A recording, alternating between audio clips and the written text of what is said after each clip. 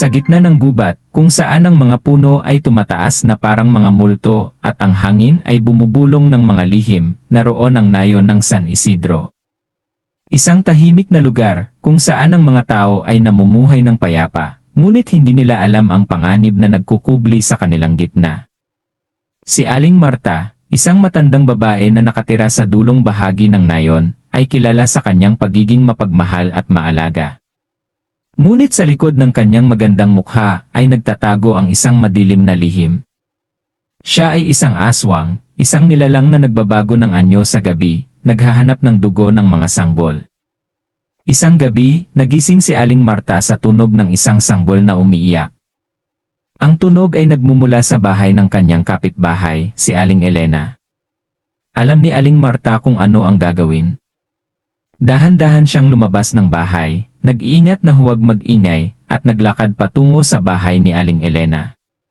Nang makarating siya sa harap ng bahay, narinig niya ang malakas na iyak ng sanggol.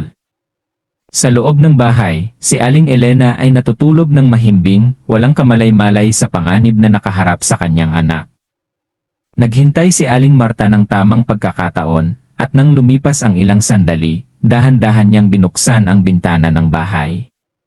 Nagpasok siya ng isang malaking itim na pakpak na gawa sa balat ng paniki. Sa isang iglap, nagbago ang kanyang anyo.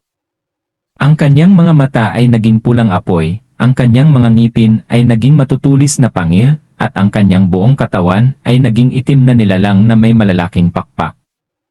Sumugod siya sa loob ng bahay at dinala ang sanggol sa kanyang mga bisig. Sa isang iglap, nagising si Aling Elena, at sa kanyang pagkagulat ay nakita niya ang aswang na nakalutang sa ere, hawak ang kanyang anak. "Huwag kang mag-alala, Aling Elena," sabi ng aswang. "Ibabalik ko ang iyong anak sa sandaling masiyahan na ako sa kanyang dugo." Natakot si Aling Elena at nagsumamo sa aswang na ibalik ang kanyang anak. Ngunit hindi ito pinansin ng aswang. Sa isang iglap, lumipad ito sa gubat, dala ang sanggol. Naghintay si Aling Elena ng ilang araw, ngunit hindi na bumalik ang kanyang anak. Nagalit at nasaktan, nagsimula siyang maghanap ng paraan para mapabagsak ang aswang.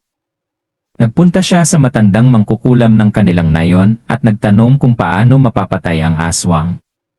Ang mangkukulam ay nagbigay sa kanya ng isang espesyal na anting-anting, isang maliit na bag na naglalaman ng isang piraso ng bawang at isang krus.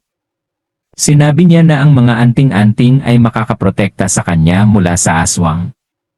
Kinabukasan, hinanap ni Aling Elena ang aswang sa gubat.